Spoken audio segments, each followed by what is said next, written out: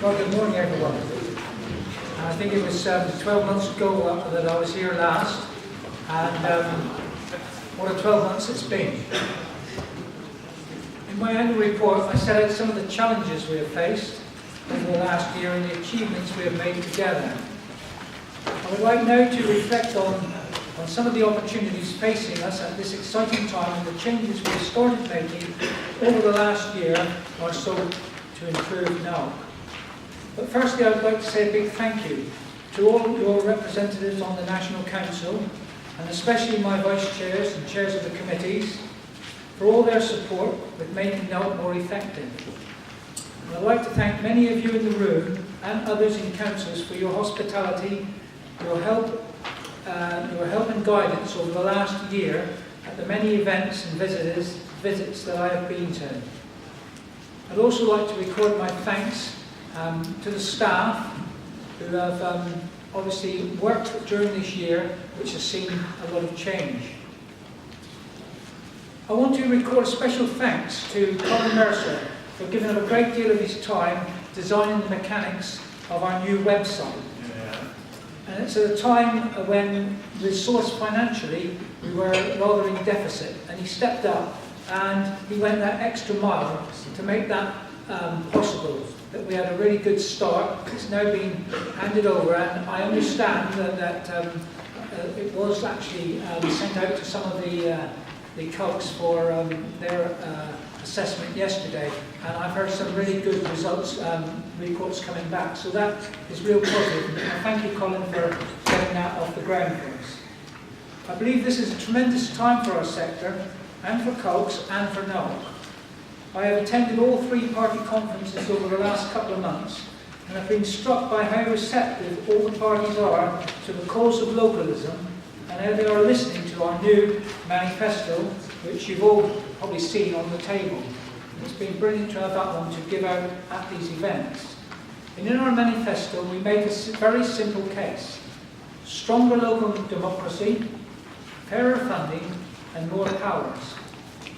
And I believe we're getting that message across more effectively in the media too. With our continued support, I am confident, with your continued support, I am confident we can make good progress on achieving these over the coming year. This is a time of great opportunity for us all. Firstly, the Scottish referendum and the English question places devolution firmly on the political agenda. Parishes, as the sector of government closest to the people, are well placed to benefit from that. We are pressing for our voice to be heard in these constitutional discussions. And secondly, principal authorities are looking at their roles too. They are merging services and looking to provide these services in different ways, often in partnership with parishes or through devolution. Again, that provides us with an opportunity to strengthen the sector and enhance its influence and reputation. And we will work closely with the our LGA colleagues to ensure productive relationships between the tiers that benefit our communities. And I only heard yesterday that our county council in my county are actually going to support us in doing councillor training after the elections next year. And thirdly, we cogs and NALC together are supporting over 130 communities representing 500,000 people to create new councils. We have seen 5 created in recent months, including the first in London for many years, and that was obviously Queen's Park. And we can expect this pace to accelerate. And I genuinely believe we have a great chance of significantly increasing the percentage of the country that is parished. This is a huge opportunity which will see the sector, its reputation and influence change for the better. However, we can only deliver on these opportunities if we work together as a united team, and for all of us to be up for the game.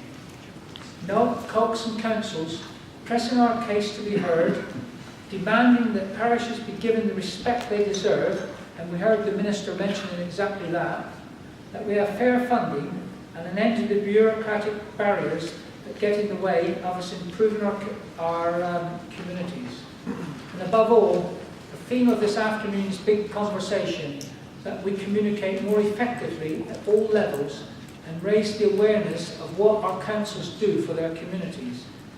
We must put the Vicar of Dibley caricature to rest forever. I think we're beginning to work better as a team. I can detect a new spirit of optimism, better working relations with county associations, renewed partnership with the Society of Local Clerks, and even closer working with ministers and social servants. I want to assure you that we will listen to what you say and act on those comments democratically. And I see us very much in a period of transition, developing and modernising NALC, becoming more responsive to your needs. We have already made some big changes, and we're committed to communicating with you more effectively and listening to you. And we have made a good start on that with more regular bulletins about what we're doing and the new website about to be launched. We're engaging you more in policy and development lobbying, and we have increased your involvement in roundtables and delegations and started to make better use of National Council and of this AGM. We're making sure our services are relevant and useful to you and provide value for money. We've begun to work on reviewing all our services and providing better advice on employment matters and procurement, for example. We've set up a user group to guide the work of our legal team, and we will use your feedback from today's to inform a new communications tool. But I recognise that we can still do better. I am confident with your support and the dedication of the staff in the COGS and the councils that we shall together deliver.